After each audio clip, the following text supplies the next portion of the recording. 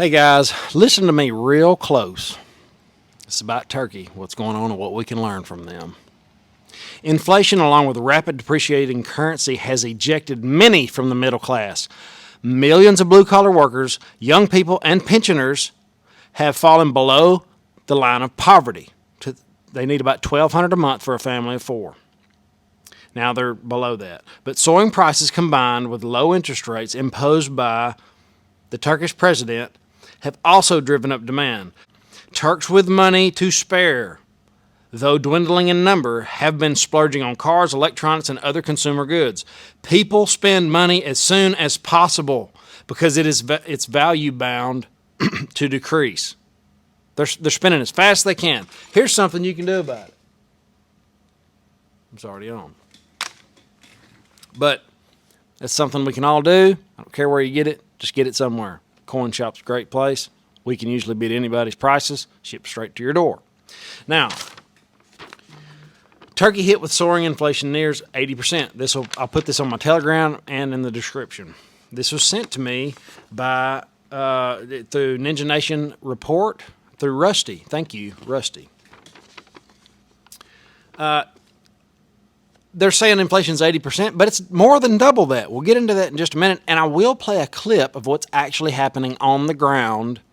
There's a riot. They don't really have riots over there, but there's some civilians talking in plain language in their language, but it's interpreted, on what's actually going on.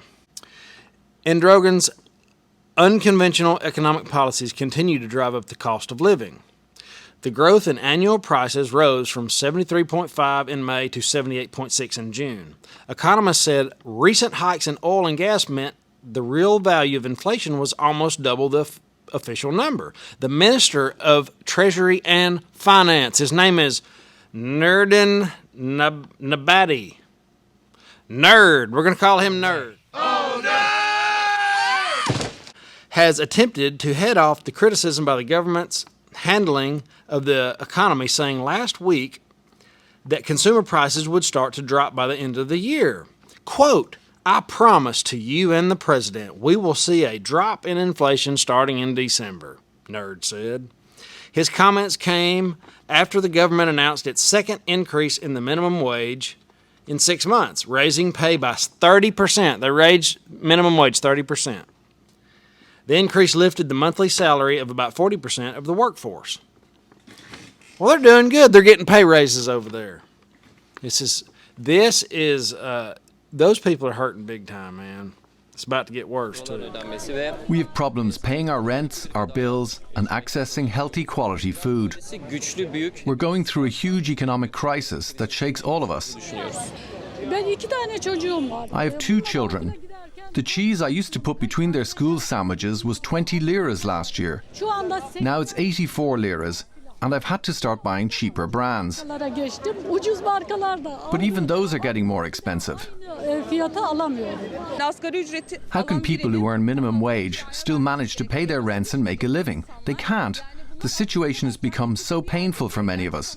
People are at their limits. They're just going to lie to them until they run out of lies. They're going to say, sorry, we're wrong. A monthly report released by Turkey's ENAG group. Before I go there, let me talk about this.